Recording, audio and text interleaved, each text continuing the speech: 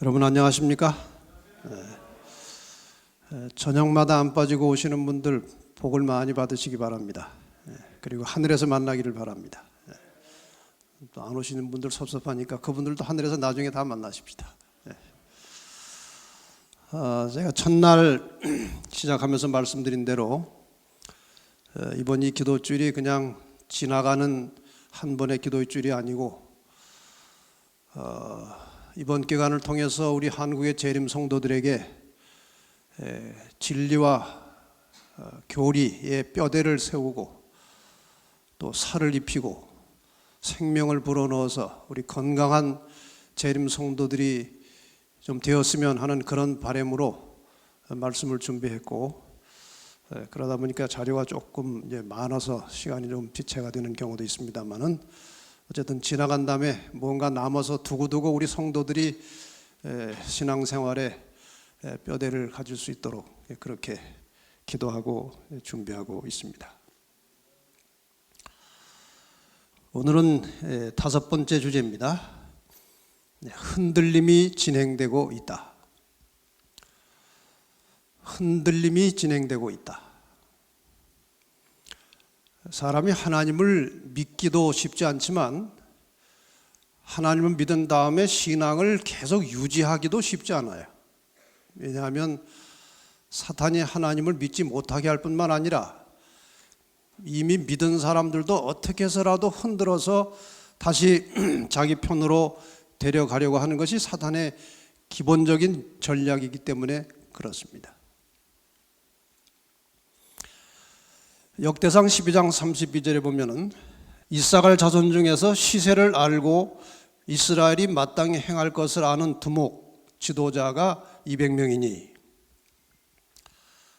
여기 시세라고 하는 말과 마땅히 행할 것이라는 이 말이 중요한 단어입니다. 어제까지 저희는 시세를 살펴봤습니다.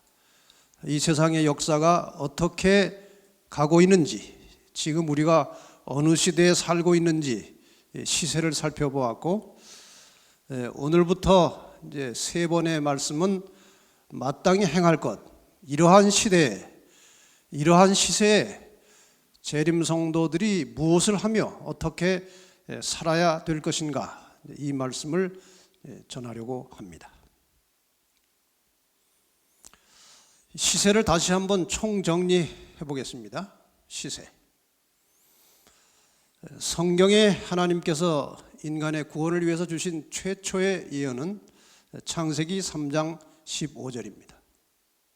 이미 다 공부하셨기 때문에 반복 공부하진 않습니다. 여기에 매우 중요한 주인공은 하나님께서 너라고 하는 이 대상은 뱀, 용 혹은 사탄을 가리키는 것입니다.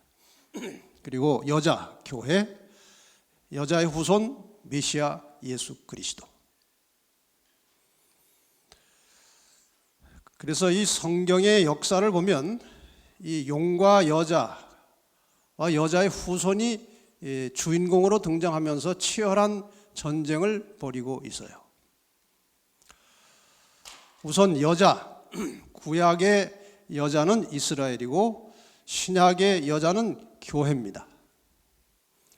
이 여자를 사탄이, 용이 이 세속의 국가들을 이용해서 공격하고 없애버리려고 합니다.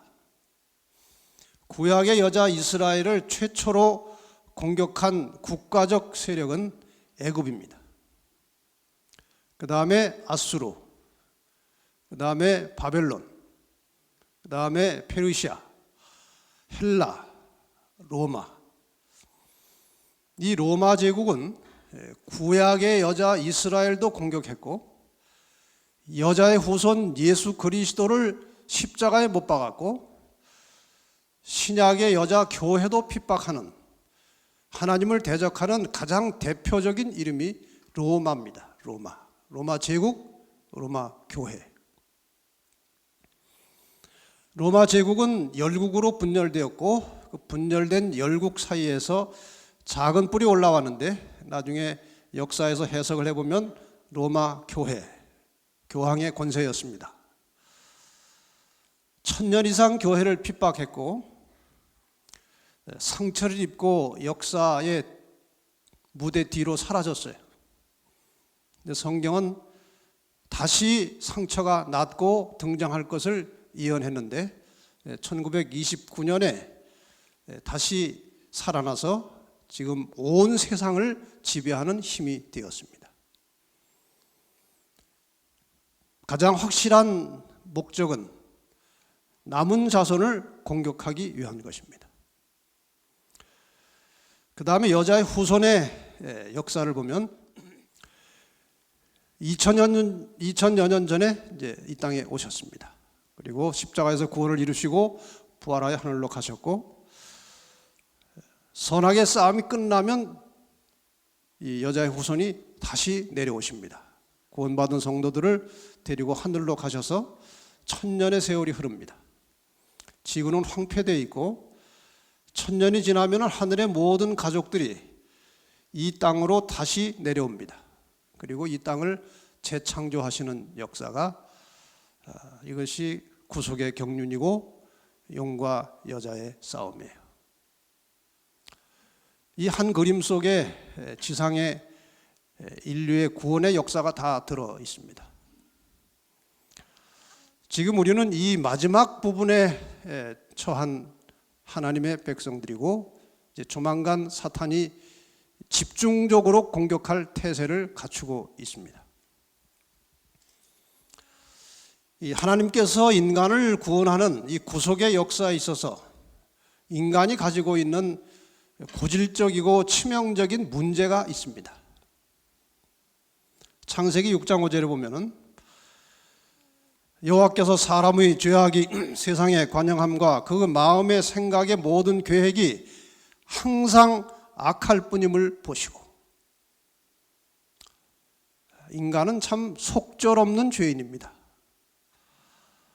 아무리 신앙생활을 오래 하고 하나님을 섬기고 예배를 수천 번 드려도 어느 순간에 죄인이 되어버립니다.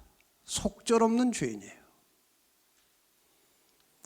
시편 기자 다윗은 말합니다. 내가 죄악 중에 출생하였으며 모친이 죄 중에 나를 잉태하였나이다. 죄의 씨를 가지고 나왔다는 말입니다. 요한복음 8장 44절은 너희는 너희 아비 마귀에게서 났다. 뭐 기분 나쁘지만 할 수 없습니다. 죄인으로 태어났기 때문에 그런 겁니다. 그래서 예수님께서 너희가 하나님 나라에 들어가려면 다시 나라고 하신 이유가 바로 이겁니다. 정리하면 인간은 속절없는 죄인이다. 두 번째, 선은 결심을 해도 잘 안 되고 악은 마음을 먹지 않아도 자동으로 일어난다. 세 번째, 하나님의 자녀가 된 후에도 하나님의 뜻에 순종하는 것보다는 인간의 욕심대로 사는 것이 더 쉽고 체질에 맞는다. 그렇습니까? 네, 다 그렇습니다. 저도 그렇습니다. 네 번째, 이러한 인간의 속성 때문에 역사를 통해서 하나님의 참 백성은 언제나 소수였다. 가장 대표적인 사례가 노아 당시입니다. 그 수많은 인구 가운데 끝까지 하나님의 말씀에 충실한 사람은 8사람밖에 없었습니다. 역사 이래로 늘 이러한 현상은 반복된 겁니다. 그 이유 중에 하나가 이것입니다. 영적 세계로의 여행이라는 책이 있습니다. 지금도 서해에서 이제 취급을 하는 것 같아요. 여기에 보면은 이런 이야기가 나와요. 인간을 미혹할 때에 하나님보다 사탄의 영이 훨씬 유리하다. 그런 이야기가 나와요. 이 영적 세계의 여행은 사탄 숭배에 빠져가지고 완전히 사탄 세계에서 여러 해를 지나면서 그 속에서 함께 생활하던 사람이 그 사탄의 세계를 탈출해서 쓴 책이에요. 그래서 사탄의 그 내막적인 이야기가 이 책보다 더 실감나게 난 책은 저는 아직 못 봤습니다. 뭐 제가 본 책이 한계가 있으니까. 제가 본 책 중에서는 사탄의 실체를 가장 깊이 다루고 있어요. 더군다나 이 책은 이 사람이 사탄의 세계에서 나와가지고 재림교인이 되었기 때문에 재림교인이 되고 나니까 모든 것이 다 풀어지더라는 거예요. 그 속에서 있었던 일들이. 거기 나오는 이야기 중에 하나가 이겁니다. 그 대주교가 예배 시간에 거기 사탄을 예배하는 사람들에게 하는 설교 중에 나오는 말이에요. 창조주 하나님은 말이죠, 거짓말을 못할 뿐더러 그는 그분의 말을 사람들이 믿게 하기 위해서 사람들의 감정과 생각을 통제하거나 흔들지 않습니다. 이 말은 하나님은 사람의 의지를 강요하지 않으신다 그 말이에요. 거짓말도 안 하시고, 그 대신 사람들이 창조주의 진실을 믿고 그것을 스스로 받아들여 주시기를 원하시지요. 하나님은 기다리십니다. 우리가 변화되기를, 우리가 하나님을 영접하기를 하나님은 기다리십니다. 강요하지 않으십니다.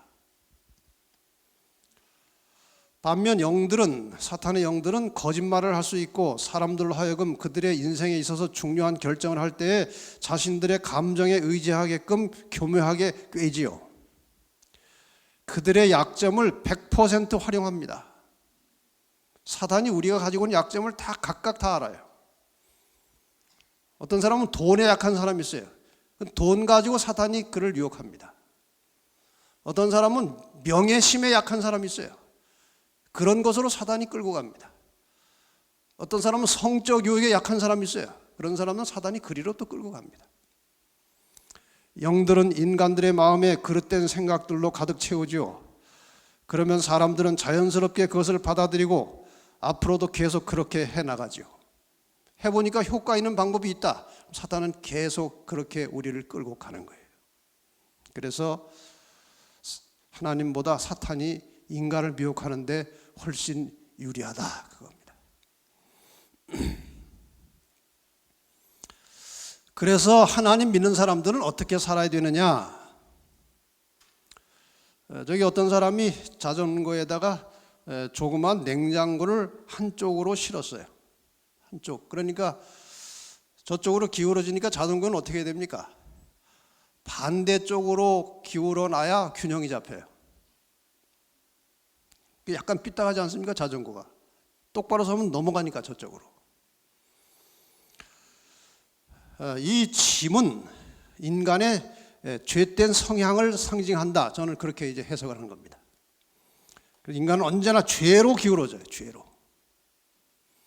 이 죄로 기울어지는 인간의 속성을 들어 올려서 경건하고 보수적인 신앙을 유지하려면은 극보수 신앙을 추구해야 간신히 보수 신앙을 유지할 수 있다는 겁니다. 죄된 속성을 가진 사람들이 전심을 다해서 하나님께 기도하고 매달리고 경건하게 살기 위해서 애를 쓸 때에 균형진 신앙을 할 수 있다는 거예요. 여러분, 하나님을 믿고 그 말씀을 순종하는 일에 인생을 걸고 전심전력을 다하시는 성도들이 되시기를 바랍니다. 결국 사탄은 끊임없이 인간들을 흔들고 있습니다. 흔들어 내리려고 하고 있어요. 누가복음 22장 31절 32절에 시몬아 시몬아 보라, 사단이 밀가부르듯 하려고 너희를 청구하였으나 그러나 내가 너를 위하여 내 믿음이 떨어지지 않기를 기도하였노니 너는 돌이킨 후에 내 형제를 굳게 하라. 우리가 흔들리기 쉽고 흔들려 넘어지는 매우 중요한 이유는 일을 하지 않기 때문에 그런 겁니다. 제가 예를 하나 들어보겠습니다. 역학적인 예를 들어보겠습니다. 앞으로 달리던 사람은 돌에 걸려 넘어져도 절대로 뒤로 넘어지지 않습니다. 넘어져도 앞으로 넘어집니다. 관성 때문에. 그리고 이 뛰어가는 사람은 뒤에서 잡아당겨서 뒤로 넘어뜨리기는 거의 불가능합니다. 근데 가만히 서 있는 사람은 뒤에서 잠깐만 끌어당겨도 넘어집니다. 죄를 안 지으려고 노력하는 사람은 죄를 아주 쉽게 짓습니다. 선을 행하고 하나님의 사업에 열심히 일할 때에 사단이 흔들어도 넘어가지 않은 겁니다. 여러분 열심히 일하시기를 바랍니다. 그래야 사단이 넘어뜨리질 못합니다. 가래뽑은 기별 2권 162페이지입니다. 흔들림을 당할 수 있는 것은 무엇이든지 흔들리게 될 것입니다. 오직 영원한 반석에 저들의 영혼을 고정시킨 자들만이 굳건히 설 수 있을 것입니다. 이 영원한 반석은 예수 그리스도이십니다. 예수 그리스도와 항상 연결된 상태로 믿음을 가지고 주님을 의지하고 사는 사람들만이 굳건히 설 수 있게 될 것이다, 그 말이죠. 자기 자신의 지식만을 의존하고 계속적으로 그리스도 안에 거하지 않는 자들은 그대가 보이는 것과 같은 그러한 변절의 대상이 될 것입니다. 만약 그대의 신앙이 인간적인 기초에 근거하여 왔다면 우리들은 그러한 변절밖에는 더 기대할 것이 없을 겁니다. 자, 그러면 이 흔들림은 어떻게 오느냐? 오늘 이 현 시대에 무엇이 우리를 흔들어서 하나님의 진리로부터 떠나게 하느냐? 무엇이 우리를 이끌어서 하나님의 품으로부터 떨어져 나가게 하느냐? 여러 가지 요인들이 있습니다. 그 중에서 흔히 우리가 당면하는 6가지 문제를 좀 찾아봤습니다. 가장 흔한 것은 세속화입니다. 세상과 점점 닮아가는 겁니다. 두 번째는 돈을 숭배하는 겁니다. 돈을 좋아하는 겁니다. 배금 사상. 세 번째는 이설과 이단에 의해서 또 흔들려 떨어져 나갑니다. 때로는 고든기별 때문에 그것이 부담돼서 흔들리는 사람이 있어요. 고든기별.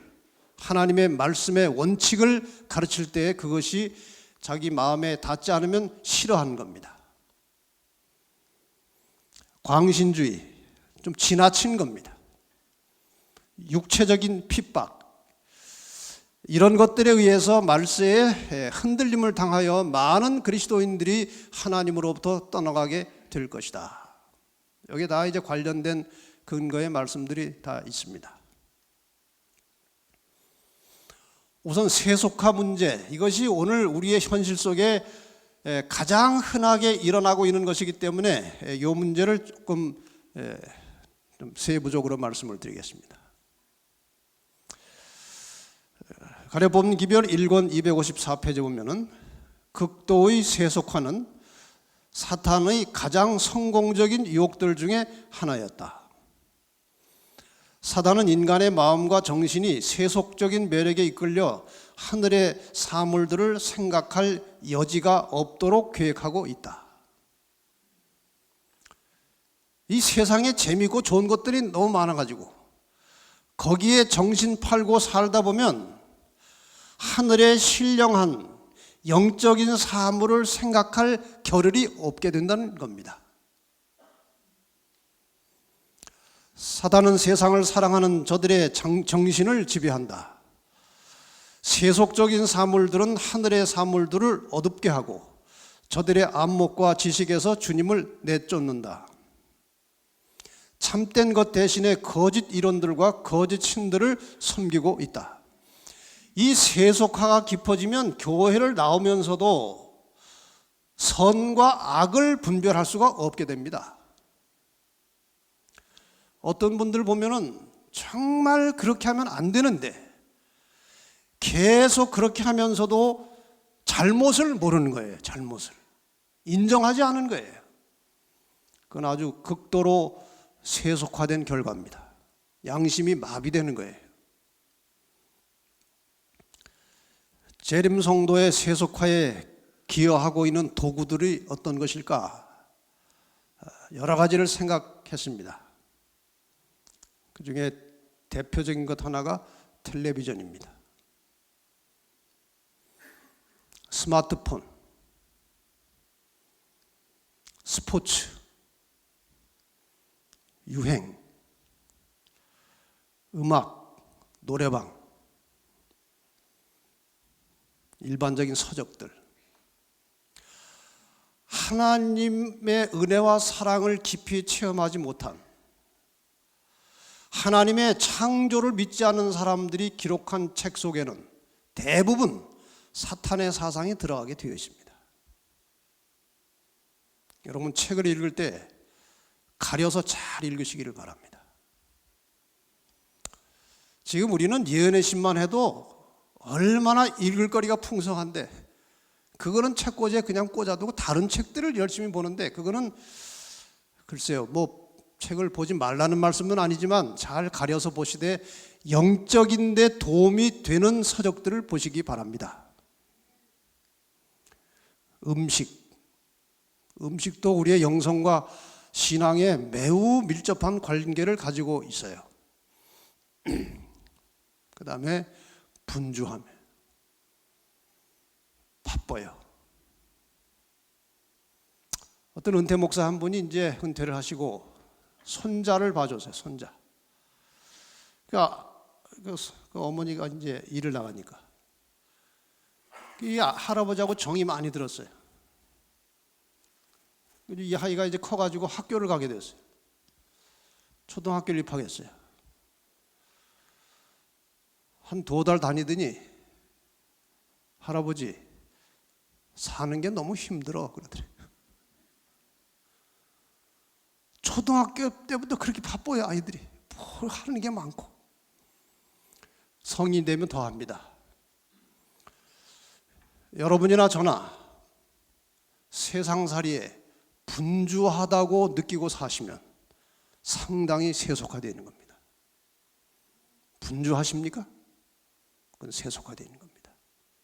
복음 전하는데 분주하면 괜찮아요. 먹고 살아가는 일에 분주하다. 깨어나기가 쉽지 않습니다.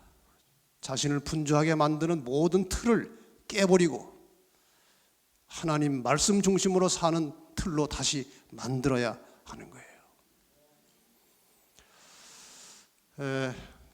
그냥 사진만 보고 계시고 제가 TV에 대해서 조금 더 말씀을 드리기 위해서 이 사진을 폈습니다. 제가 대구 어느 한 교회 갔더니 거기 목사님이 이 교회 찾아와서 자기 발로 찾아와서 공부하고 침례받은 장로교인이 한 사람이 있는데 그 사람이 인터넷에서 목사님 설교를 많이 들은 사람인데 지금 여기 안 나옵니다. 그 남편이 사기를 당해가지고 의사인데 지금 너무 그 빚 갚는데 골몰해가지고 현재는 여기 교회를 안 나오는데 한번 전화해 보십시오. 그리고 그분이 어떻게 되는지 좀 잘 지도해 주십시오.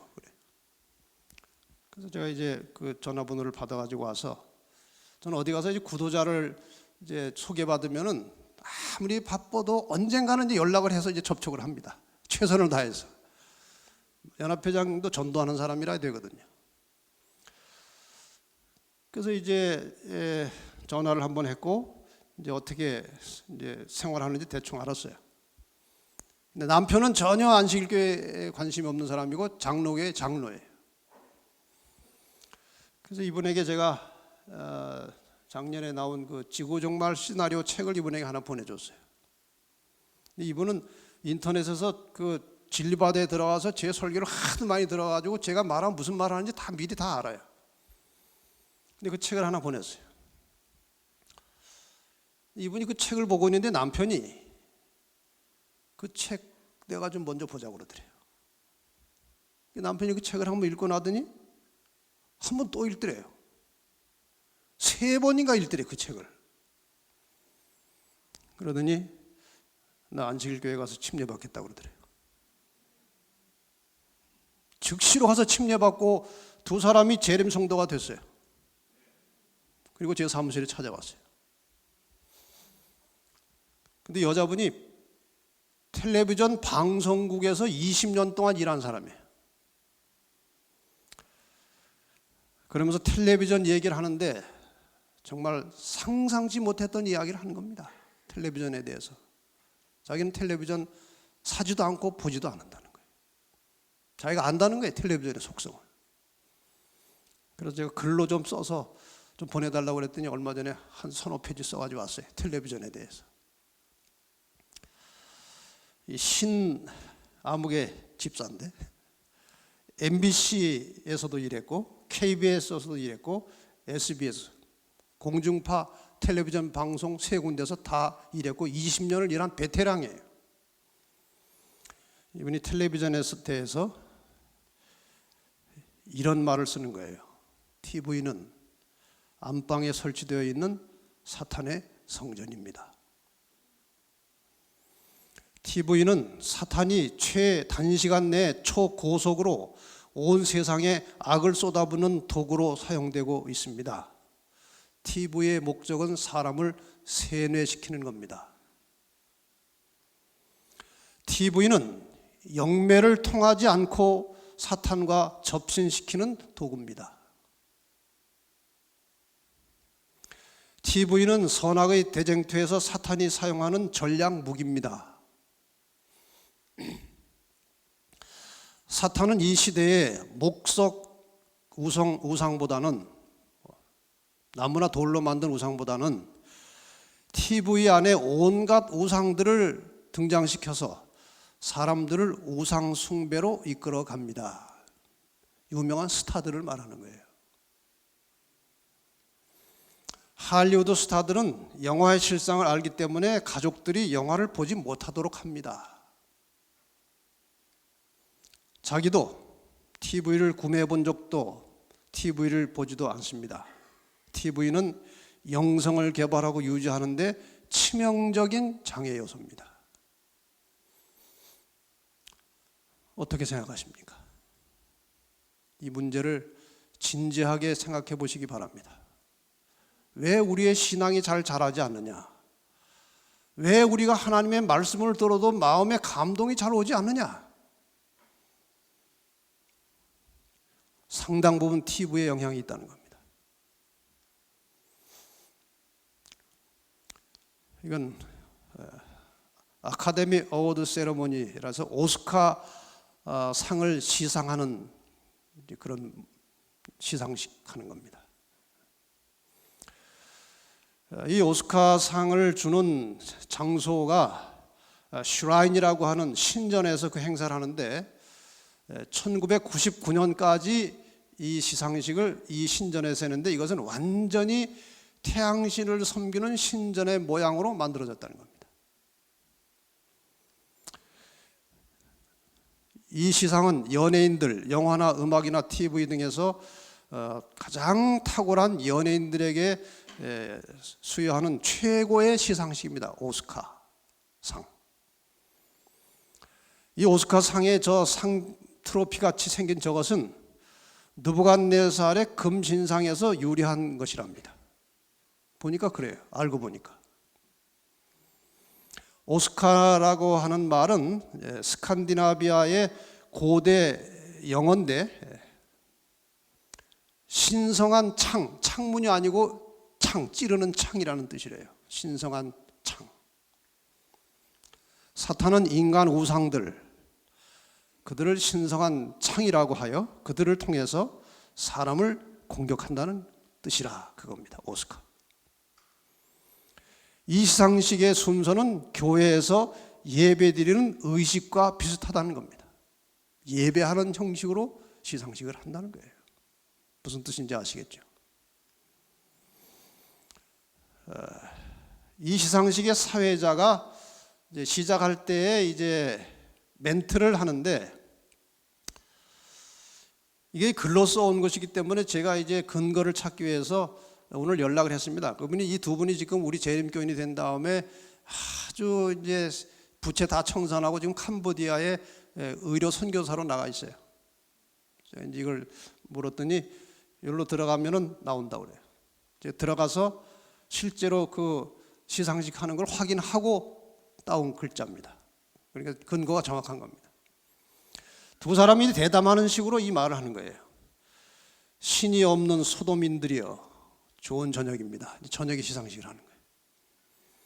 우린 짐승의 뱃속인 헐리우드에 있습니다. 이 짐승이 무엇을 말하는지 제가 잘 모르겠어요. 그러나 짐승의 뱃속인 헐리우드에 우리가 있습니다. 우린 어린이들의 정신을 뒤틀고 우리 조력자들이, 그러니까 어른들의 가구를 무력하게 합니다. 우리 조력자들의 가구를 무력하게 합니다. 여러분에게 경배할 금신상을 줌으로 말입니다. 바벨론아 너의 신에게 무릎을 꿇으라. 이게 중간중간에 말을 따다가 제가 넣었기 때문에 연결은 안 되지만 이런 내용이 나오는 겁니다. 서두에. 이분이 마지막에 그 글 마지막에 이렇게 쓰고 있어요. 모든 TV 프로그램은 기획 의도라는 것이 있습니다. 의도 없이 제작되는 드라마나 다큐멘터리 TV쇼는 없습니다. 세상을 지배하는 사탄의 대리인들은 내일의 어른인 우리 어린이들과 어린 시절부터 대화해서 텔레비전을 통해서 대화를 한다는 겁니다. 그들이 태어나면서부터 사탄과의 관계를 형성하여 그들이 어른이 되어도 방어벽 없이 그 관계가 계속해서 유지되기를 바라고 있습니다. 그래서 그런지 요즘에 자라는 아이들은 좀처럼 하나님을 믿지 않습니다. 다 쇠뇌가 돼가지고. TV에 대하여 다시 한번 깊이 생각하시고 여러분의 영혼과 여러분 자녀들의 영혼을 사탄의 공격으로부터 보호하시기를 바랍니다. 이 텔레비전 방송국에서 20년 일한 사람이 드리는 호소입니다. 잘 생각하시고 조절하시기를 바랍니다.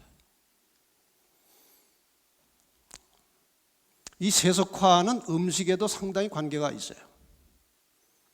시험과 유혹을 극복하는 제1관문은 식욕을 정복하는 것입니다. 교정원 3권 161페이지에 보면은 아담은 비록 식욕 때문에 타락하고 행복한 에덴을 상실했지만 아담의 후손들은 그리스도를 통하여 식욕을 정복하고 모든 일에 절제함으로 에덴을 회복할 수 있다. 식욕을 극복하고 정복하지 못하면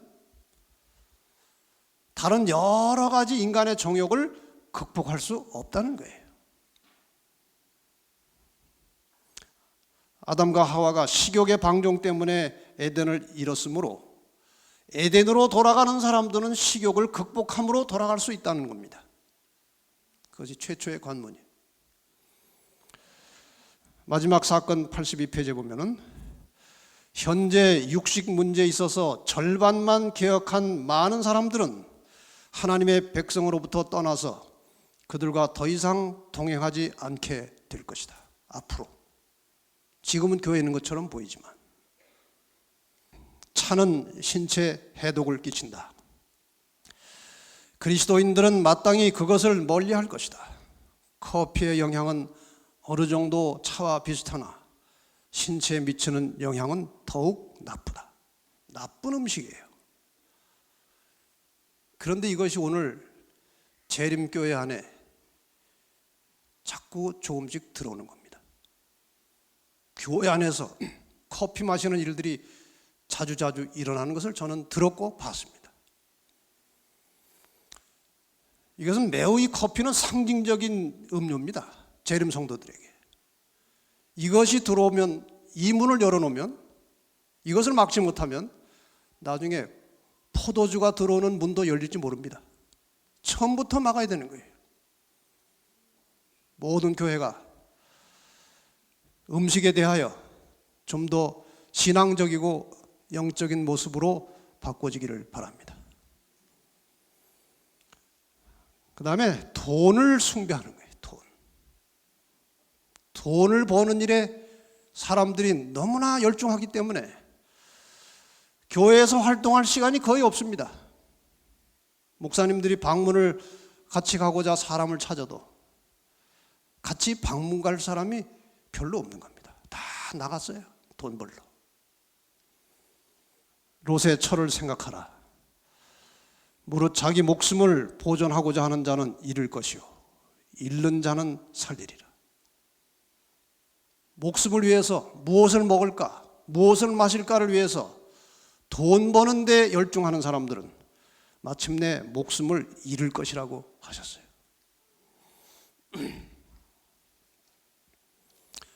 디모데전서 6장 7절로 10절 말씀 우리가 잘 알고 있습니다. 돈 자체가 문제는 물론 아니죠. 우리가 세상에 아무것도 가지고 온 것이 없음에 또한 아무것도 가지고 가지 못하리니 우리가 먹을 것과 입을 것이 있은즉 족한 줄로 알 것이니라. 부하려 하는 자들은 시험과 올무와 여러 가지 어리석고 해로운 정욕에 떨어지나니 부하려 하는 자들은, 돈을 많이 벌고자 하는 자들은 시험과 올무와 여러 가지 어리석고 해로운 정욕에 떨어지나니 곧 사람으로 침륜과 멸망에 빠지게 하는 것이라. 돈을 사랑함이 일만하게 뿌리가 되나니 이것을 사모하는 자들이 미혹을 받아 믿음에서 떠나, 돈을 사모하는 자들이 마침내 믿음에서 떠나 많은 근심으로써 자기를 찔렀도다. 마태복음 6장 20절은 말씀하십니다. 오직 너희를 위하여 보물을 하늘에 쌓아두라. 보물을 하늘에 쌓아두라. 하늘의 보물을 쌓는다는 게 무엇이냐? 산상본 89페이지에 이렇게 설명하고 있습니다. 그리스도의 은혜를 통하여 사람의 마음속에 하늘을 향해 가고자 하는 욕망을 불러일으키는 모든 언행, 다른 사람들에게 감동을 주고 그들에게 복음을 전하여 그들도 하늘에 가고 싶은 마음을 일으켜내는 그러한 말과 행실, 곧 그리스도와 같은 품성의 형성에 이바지하는 모든 노력은 하늘의 보물을 쌓고 있는 것이다. 하늘의 보물을 쌓는 것은 복음 전도에 재물을 투자하는 겁니다. 하늘의 보물을 쌓는 것은 다른 사람에게 베풀고 나누고 헌신함으로 그러한 삶을 통해서 품성이 이기적인 품성에서 이타적인 품성으로 변화되는 것이 하늘의 보물을 쌓는 것이라고 말씀하셨습니다. 성실하게 열심히 일하고 또 하나님 사업에도 충실하는 방법은, 혹시 돈 버는 데 시간을 많이 쓰는 사람이라면 번 돈을 복음 전도와 남에게 베풀고 나누는 품성 변화에 필요한 여기에 재물을 사용하는 것이 하늘의 보물을 쌓는 것이라고 말씀하셨습니다. 이단과 이설에 의해서 흔들려 나가는 사람들이 많습니다. 한때 우리는 그 엘리야 선교원이라고 하는 또 다른 그 이설을 통해서 수천 명의 재림 성도가 빠져나왔습니다. 엄청난 손실을 봤어요. 지금 그들은 후회하고 있지만 이미 늦었습니다. 사탄이 인간을 미혹하는 단계와 방법들을 잠깐 보겠습니다. 사탄은 1차적으로 무신론으로 사람을 이제 끌고 갑니다. 신을 믿지 말라는 거예요. 그래도 신을 믿으려고 하는 사람은 잡신이나 미신을 믿도록 끕니다. 여기에 주인은 자기니까. 이단과 이설로 또 떼어나갑니다. 세속화로 떼어나갑니다. 교회 안에 들어와 있지만 세속화로 이제 끌고 나가는 거예요. 그리고 광신으로 끌고 나갑니다. 지나치면 다 사탄의 밥이에요. 적절한 균형진 신앙이 필요한 겁니다. 그리고 거기에 넘어가지 않은 자들이 남은 자가 되는 겁니다. 남은 교회는 반드시 승리할 것이라고 여러 곳에 말씀하고 있습니다.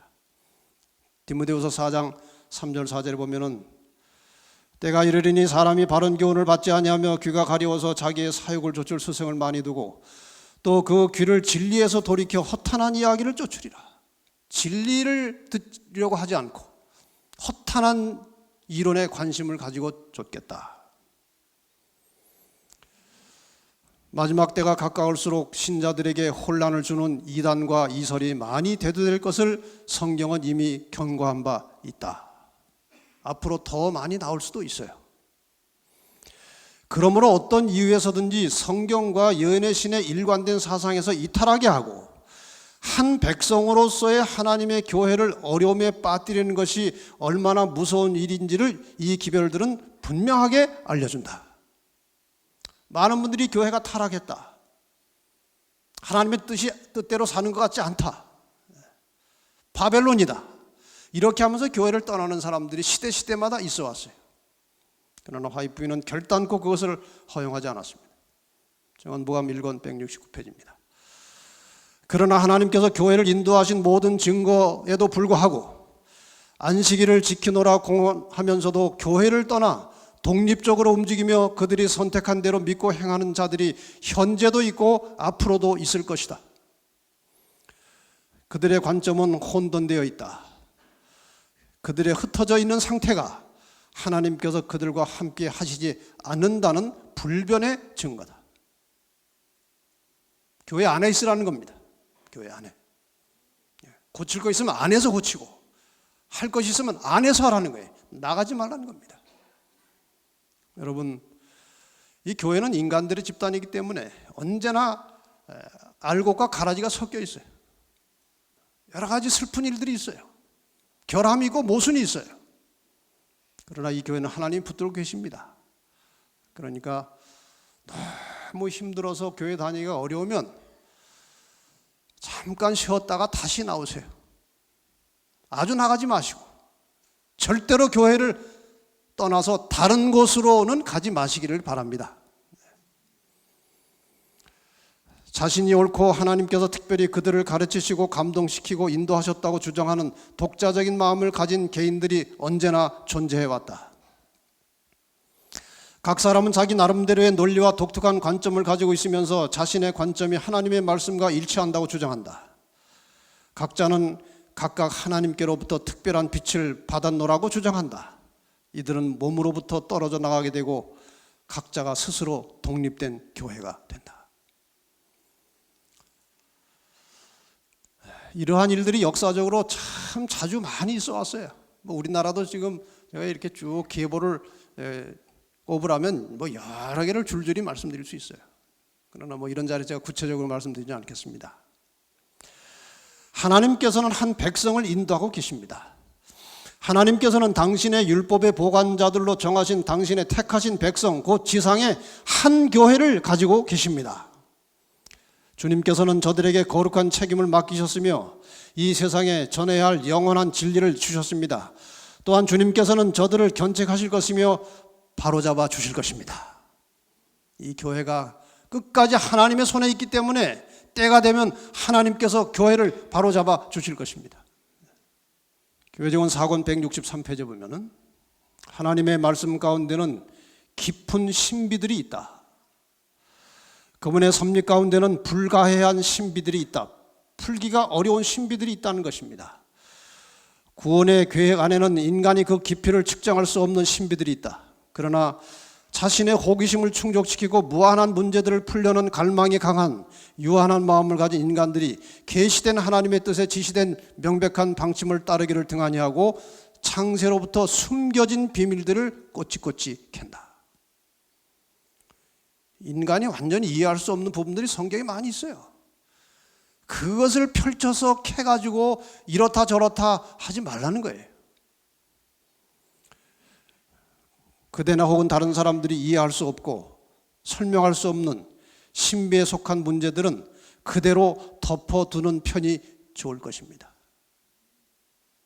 이 말씀을 잘 유념하셔서 밝혀진 말씀, 깨달은 말씀 순종하기도 바쁜데 쉬운 일이 아닌데 그 신비한 것들을 자꾸 캐가지고 하려고 하는 유혹에 빠지지 말라는 거예요.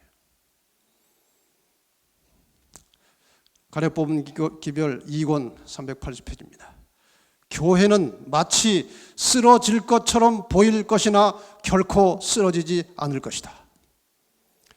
교회는 시온에서 죄인들을 체질해내고 보배로운 알곡에서 쭉정이를 가려낼 때까지 남아있게 될 것이다. 여러분, 이 말씀을 의지하여 마지막 순간까지 이 교회에 충성을 다하는 하나님의 신실한 백성들이 되시기를 간절히 바랍니다.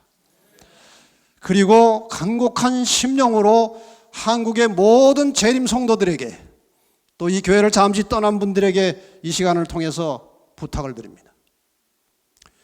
교리적인 문제나 또 다른 어려움 때문에 교회를 떠나간 형제 자매님들이 계시면 조만간 모든 것들을 정리하시고 여러분을 기다리고 있는 교회의 품으로 돌아오시기를 바랍니다.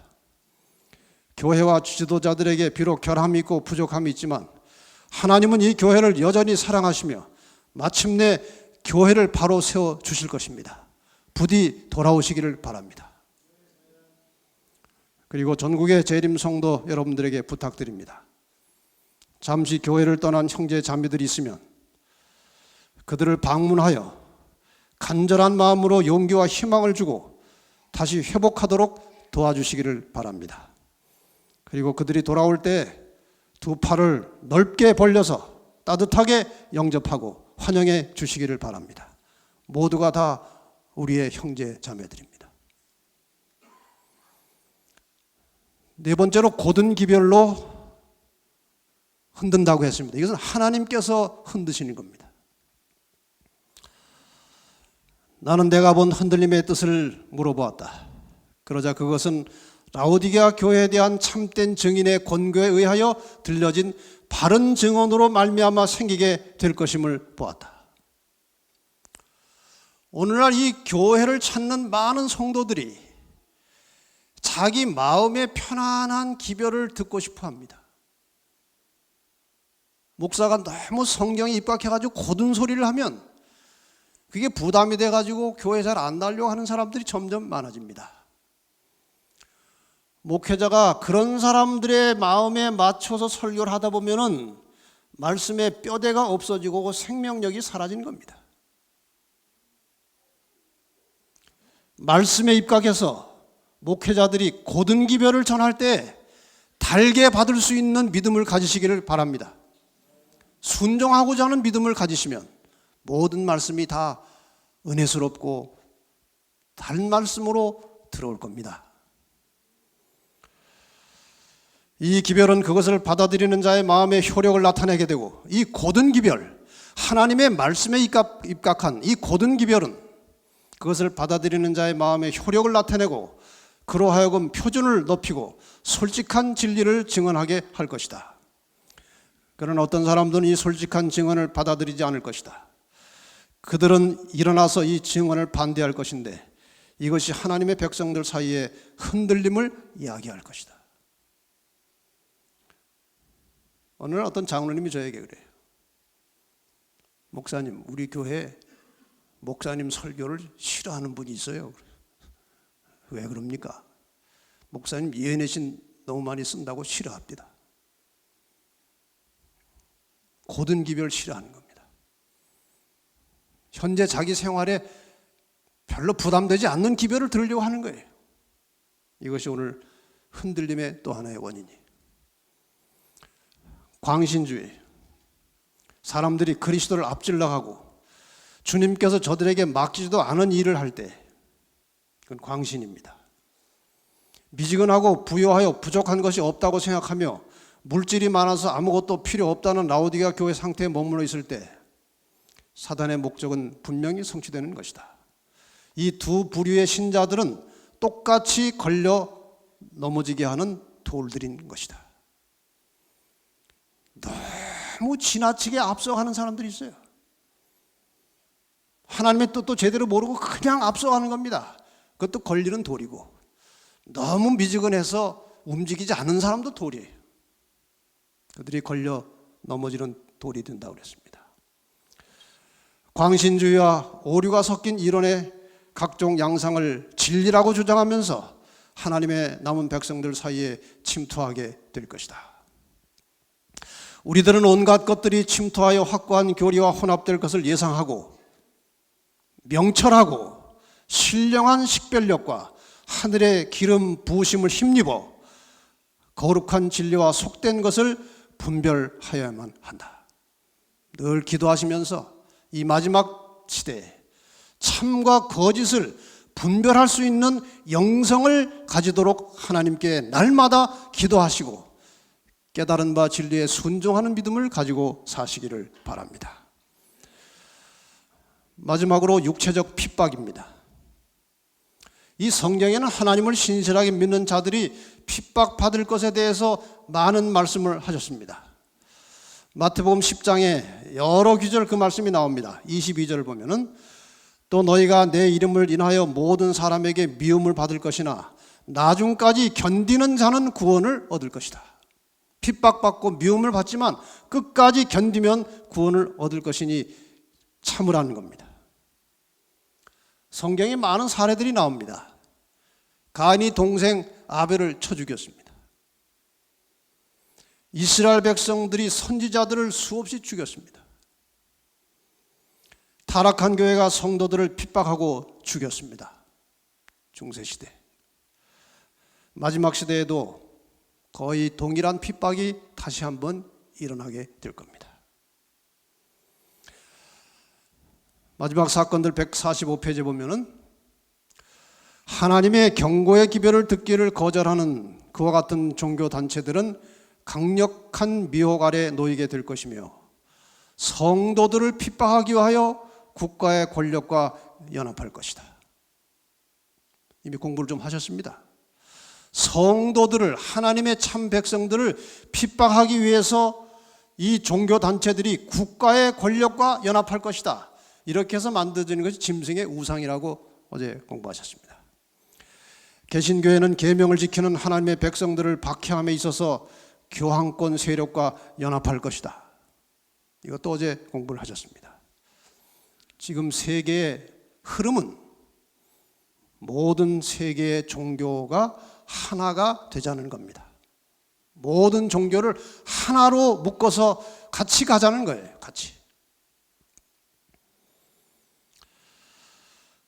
작년에 이 교황이 한국에 왔을 때 8월 18일에 뉴시스라고 하는 이 언론사에서 그걸 취재하고 이렇게 기록했습니다. 명동성당에서 교황과 한국 종교 지도자들이 만났습니다. 여기 한국의 모든 종교가 거의 다 포함이 됐습니다. 불교, 원불교, 유교, 천도교, 기독교, 성공회, 정교회, 구세군 다 포함됐어요. 누구를 중심으로? 교황을 중심으로. 언제나 교황은 정치하는 데 가거나 종교 집회에 가거나 언제나 교황은 중심이에요. 거기서 이런 말을 했습니다. 삶이라는 것은 길입니다. 혼자서 갈 수 없는 길입니다. 다른 형제들과 함께 하나님의 현존 안에서 걸어가야 한다고 생각합니다. 그래서 이 자리에 함께해 주신 여러 종교 지도자들께 진심으로 감사드립니다. 함께 걸어가는 겁니다. 하나님의 현존 안에서 아브라함이 하나님께 향했던 길이기도 합니다. 우리는 형제들입니다. 형제들로 서로를 인정하고 함께 걸어가도록 합시다. 이게 종교가 다 하나가 되자는 매우 강력한 메시지입니다. 결국 목적은 무엇이냐? 성도들에 대한 마지막 핍박의 양상은 하나님의 법 계명대로 사는 사람들을 이 세상에서 제거하기 위해서 그들이 하나님을 신실하게 믿는 사람들이 지킬 수 없는 인간의 법을 만드는 것이 최종 목표예요. 가장 대표적인 사례가 다니엘의 이야기입니다. 다니엘 6장 5절에 다니엘을 모함하는 사람들이 다니엘을 모함해서 없애버리려고 여러 가지를 들춰서 찾았어요. 비리가 없나? 비리. 부정한 짓 한 게 없나? 샅샅이 뒤져도 흠잡을 데가 없었습니다. 이것이 마지막 재림 성도의 모습이어야 하는 겁니다. 흠잡을 데가 없어야 돼요. 이것이 우리의 최종 목표입니다. 그 사람들이 내린 결론이 뭡니까? 그 사람들이 가로되 이 다니엘은 그 하나님의 율법에 대하여 그 틈을 얻지 못하면 그를 고소할 수 없으리라. 하나님의 율법에 충실한 다니엘을 걸고 넘어지는 것은 율법을 가지고 트집을 잡아야 된다는 거예요. 그래서 그가 하는 습관 중에 하나님의 법도를 따라서 하나님을 섬기며 기도하는 모습을 이제 가지고 시비를 건 겁니다. 이들이 이제 왕을 찾아왔습니다. 나라의 모든 청류와 수령과 방백과 모사와 관원이 의논하고 왕에게 한 율법을 세우며, 이게 대단히 중요한 말이에요. 한 율법을 세우며 한 금령을 정하실 것을 구하려 하였는데, 왕이시여, 이 금령을 만들어서 30일 동안 왕 외에 다른 신에게나 사람에게 구하면 사자굴에 던져 넣읍시다. 왕이 도장을 딱 찍은 겁니다. 그럼에도 불구하고 죽을 것을 알면서도 하나님의 법대로 사는 다니엘의 모습이에요. 마지막 때 이 믿음이 필요한 겁니다. 목숨이 위태로울지라도 하나님의 법의 원칙대로 사는 사람이 이 역사의 마지막에 진정한 남은 자손들입니다. 하나님의 법대로 살다가 핍박받는 다니엘의 모습이에요. 왕은 너무나 애석했습니다. 다니엘이 저렇게 된 것에 대해서. 밤새도록 잠을 못 잤습니다. 아침 일찍 일어나서 사자굴 가까이 와서 다니엘아, 다니엘아, 어떻게 됐냐? 하나님이 살려주셨냐? 나의 하나님이 이미 그 천사를 보내어 사자들의 입을 봉하셨으므로 사자들이 나를 상해치 아니하셨사오니 이는 나의 무죄함이 그 앞에 명백하며오며 또 왕이여 나는 왕의 앞에도 해를 끼치지 아니하였나이다. 대역전 드라마예요. 선악의 싸움은 대역전 드라마예요. 왕이 너무나 기분이 좋았습니다. 다니엘이 산 것에 대해서. 그리고 그가 그렇게 된 것을 인하여 이는 그가 자기 하나님을 의뢰함이었더라. 하나님이 다니엘을 살려줬구나. 왕이 명령을 내려서 다니엘을 참수한 사람들을 끌어오게 하고 그들을 그 처자들과 함께 사자굴에 던져 넣게 하였더니 그들이 굴 밑에 닿기 전에 사자가 곧 그들을 움켜서 그 뼈까지도 부서뜨렸더라.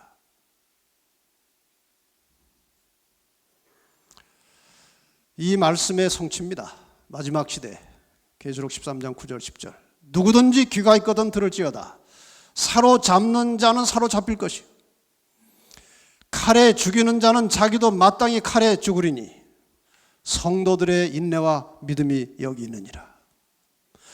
하나님의 백성들을 사로잡고 공격하는 자들이 사로잡힐 것이다. 하나님의 백성들을 칼로 죽이는 자가 자기가 도리어 죽임을 당할 것이다. 그러므로 하나님의 성도들은 끝까지 인내하고 믿음을 지키라고 권고하십니다. 이것이 마지막 시대 하나님의 백성들의 신앙입니다. 계시록 2장 10절 말씀 다 같이 읽겠습니다. 시작. 내가 죽도록 충성하라. 그리하면 내가 생명의 면류관을 내게 주리라. 이제 마지막 말씀을 드리고 마치겠습니다. 하나님의 뜻을 따라서 믿음으로 살았던 우리 믿음의 선조들은 진리를 위하여 하나님의 말씀을 순종하는 일에 목숨을 바쳤습니다. 하나님의 은혜로 예수님과 형제된 우리의 운명은 그분과 같은 것입니다. 우리 주님께서 가신 길은 십자가의 길, 고난의 가시밭 길이었습니다. 우리가 그와 함께 영광을 받기 위하여 고난도 함께 받아야 될 것이니라. 오늘 우리는 하늘의 영광은 원하면서 이 땅의 고난은 피하려고 합니다. 사랑하는 재림 성도 여러분, 우리가 진실로 재림을 기다리고 있다면, 우리가 진심으로 주님을 사랑하고 주님과 함께 영원히 살기를 원한다면 자아는 죽어야 하고 이 땅에서 우리의 가진 모든 것을 포기해야 합니다. 조만간 언젠가 우리는 세상으로부터 핍박과 고난을 받게 될 것입니다. 사탄이 우리를 몹시 흔들고 괴롭게 하여 신앙을 포기하게 할 것입니다. 지금 목숨을 걸고 진리와 말씀에 순종하는 일이 습관이 되지 않으면 핍박이 몰아닥칠 때 힘없이 낙엽처럼 떨어져 나가게 됩니다. 담대한 믿음을 가지고 전심을 다하여 주님께 충성하는 종들이 되시기를 간절히 바랍니다. 특별 찬양을 드리시겠습니다.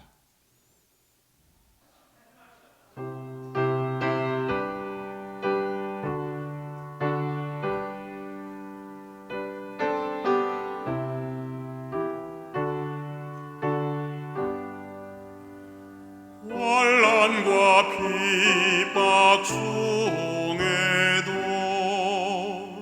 옛성도 신앙 지켰네.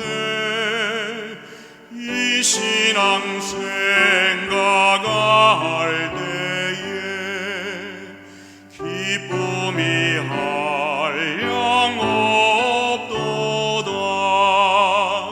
옛성도 신앙 따라서 죽도록 충성하겠네. 옥중에 매인 예성도 양심은 자유롭네.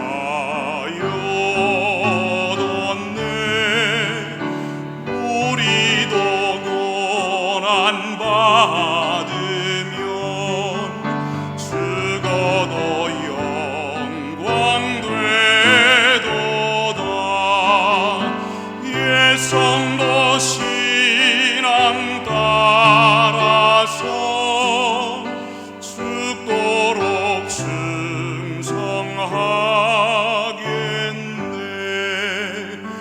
옛성도 신앙 본받아 원수도 사랑하겠네.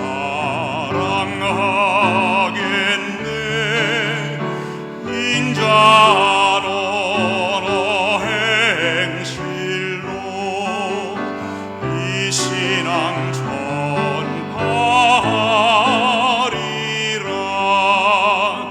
옛성도 신앙 따라서 죽도록 충성하겠네.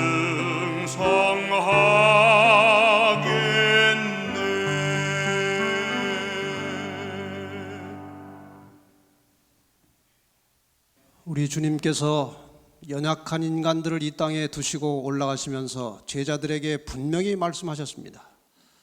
내가 세상 끝날까지 너희와 함께 하겠다. 지금도 주님은 우리를 지키고 계십니다. 이 세상에 아무것도 두려워할 것이 없습니다.